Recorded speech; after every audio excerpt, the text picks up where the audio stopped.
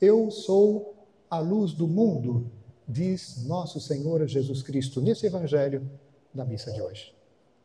De fato, caros fiéis, tal afirmação está em perfeita sintonia, em perfeita concordância com esta outra dita por nosso Senhor que, penso, conhecemos bem. Quando ele diz, eu sou o caminho, a verdade e a vida, e ninguém vai ao Pai senão por mim.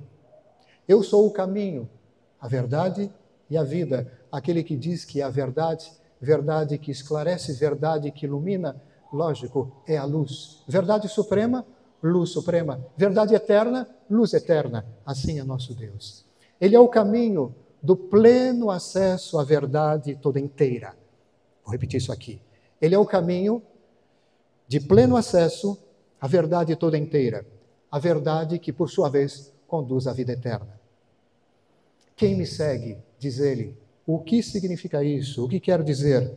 Quer dizer que quem entrar em comunhão com ele, quem adere à sua palavra, à sua doutrina, ora, esse sim participa da luz. Não caminha em meio às trevas, é o que ele diz. Trevas quais? Trevas da ignorância, trevas do pecado. E ele diz, não é questão de trevas, mas de acesso à luz da vida, luz de Deus, que conduz à vida eterna. Eis mais uma vez, caros fiéis, a meta, a vida eterna. Então, estamos falando ainda do essencial. Vamos continuar. Luz de Cristo, luz de Deus, porque Ele é Deus. Luz de Cristo, luz de Deus, sendo Ele Deus. E Ele veio, como nós sabemos muito bem, já pelo Evangelho, por exemplo, segundo São João, de maneira explícita para dissipar as trevas. E é muito importante que nós o acolhamos. De novo, trevas da ignorância, referentes justamente, em primeiro lugar, vamos lá, pequena lista.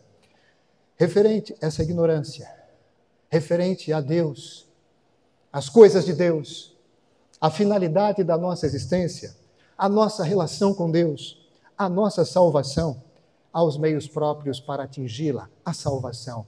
Ignorância grave, porque sendo isso essencial, fundamental, desconhecer tudo isso é absolutamente grave. Ele vem dissipar tais trevas. Trevas da ignorância referentes ainda ao pecado, à sua realidade, à sua verdadeira significação, à sua gravidade e aos meios de combatê-lo, o que é mais importante. Participar da vitória de Cristo sobre o mal moral. Sim, trevas do mal moral. Trevas, por fim, efetivas da prática do pecado, porque sim, caros fiéis, os pecados todos são trevas. Quem adere a Cristo, coisa importante, vamos seguir a partir deste princípio. Quem adere a Cristo pela fé, triunfa. Com a condição, é claro, de cumprir as obras próprias da fé. Há tantas, não é verdade? Mas as principais dizem respeito ao acolhimento e à conservação da graça. As obras são tantas, mas repito, as principais são aquelas que se referem diretamente ao acolhimento e à conservação da graça. Cristo, então, luz do mundo. Ok. Cristo, luz do mundo, é, como sabemos, cabeça do corpo místico que é a sua igreja, a Igreja Católica, por ele fundada. O corpo, unido à cabeça e por causa da cabeça, apresenta-se também como luz. Que a gente não se esqueça disso. E agradeça muito a Deus pelo dom, pela dádiva insigne, que é o da igreja à humanidade. Instrumento, a igreja, da luz de Cristo, instrumento excelente da luz de Cristo, por excelência. Instrumento por excelência da luz de Cristo, por meio de sua tríplice missão. Missão de ensino, em primeiro lugar. Missão de governo, depois. Missão de santificação. Caros fiéis, uma coisa me causa profunda tristeza, e não somente a mim, eu espero. Há alguns que dizem que o Cristo não é luz, mas sim trevas, obscurantismo, algo ultrapassado, algo démodé. Dizem o mesmo de sua igreja quando ela desempenha com fidelidade a sua missão. Os que assim pensam chamam de luz o que se lhe opõe. Chamam de luz o que se opõe à luz, na verdade. Cegos chamam as trevas de luz e a luz de trevas. E quão densas são também, nesse caso, especialmente as trevas. É preciso dissipá-las. Podemos, caros fiéis, e devemos cooperar com Deus nisso. Não nos esqueçamos. Quem o segue, de fato, tem a luz da vida para si mesmo e para o próximo. A ele, a este que acolhe essa luz, se aplica a frase: vós sois a luz do mundo. E nós sabemos, na sequência do seu ensinamento, não pode a luz ficar escondida debaixo do móvel. Ela deve ser colocada no alto para iluminar todo o cômodo, toda a casa. Sejamos, portanto, caros fiéis, luz, refletindo o máximo que pudermos a luz de Deus pela oração, pela plena adesão à doutrina celeste, pela instrução correta, pela exortação ao bem que nós fazemos generosamente na caridade, pelo bom exemplo em toda parte, pela correção fraterna feita com sabedoria e, sobretudo, caridade. Que mais? Domando a carne, resistindo ao demônio, resistindo às máximas do mundo, que se opõem frontalmente, ostensivamente à luz, levando nossa cruz, santificando-nos mais e mais. Lembrando a palavra de Deus que diz: aquele que se santifique ainda mais. Claro, sempre com a ação de Deus, a qual devemos nos abrir. Caros fiéis, eu os convido agora a um outro exercício de compreensão, de análise das Escrituras. Associemos agora esta mesma máxima que estamos considerando até aqui: quem me segue não caminhe em meio às trevas, mas será a luz da vida, a esta outra, dita também por nosso Senhor, e que se apresenta assim: quem quiser me seguir, negue-se a si mesmo, tome sobre si a sua cruz e depois venha e me siga. Vamos lá, vamos raciocinar, bem logicamente. Ora, segundo esta máxima, para seguir a Cristo devemos então necessariamente levar a nossa cruz. Diz São João da Cruz, é sinal certo de seguimento do Senhor. Levar a cruz por amor a Ele, sem murmuração. A cruz, na nossa vida, é, portanto, um instrumento de luz. Porque seguir a Cristo nos conduz à luz da vida. Seguir a Cristo só se dá pelo acolhimento da cruz. E o seguimento de Jesus nos leva à vida. Então, sim, a cruz na nossa vida é instrumento de luz, meio certo de acesso à luz, a cruz que Ele dispõe no nosso cotidiano.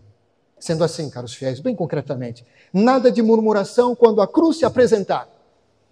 Levando a cruz por amor, lembremos-nos, outra máxima, de que tudo concorre para o bem daqueles que amam a Deus.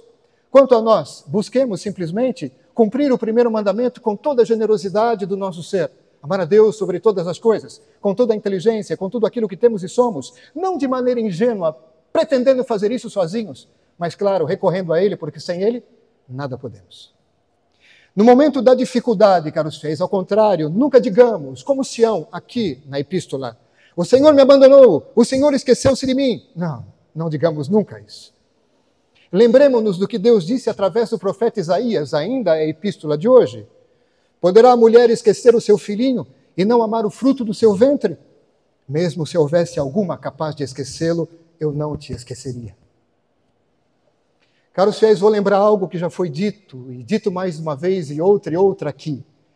E Deus me dê a graça de nunca me cansar de dizer: se Deus permite ou envia cruzes, sendo bom, justo e poderoso do jeito que é porque Ele sabe como ninguém tirar de tais dificuldades, contrariedades, cruzes, bens para nós e para outrem, no presente e no futuro.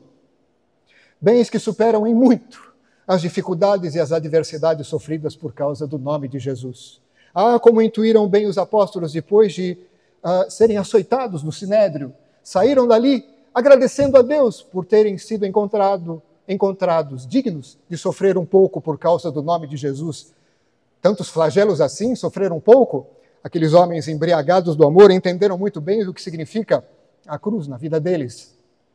Isto está acima da nossa capacidade natural de entendimento. É o Espírito Santo que nos permite ter acesso a esse conhecimento, o da ciência da cruz.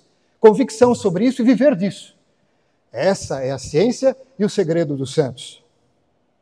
Além do mais, caros fiéis, Deus, Ele sabe ainda, como ninguém, nos consolar e confortar.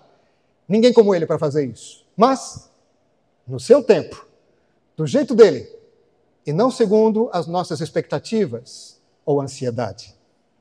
Deixemo-nos, portanto, caros fiéis, conduzir em total docilidade por Deus. Ainda estou falando do segredo dos santos. Abandonemo-nos sem reserva a Ele e a seus eternos desígnios de amor e de misericórdia. É isso. Que Nossa Senhora do Rosário venha sempre em nosso auxílio. Amém. Em nome do Pai, do Filho e do Espírito Santo.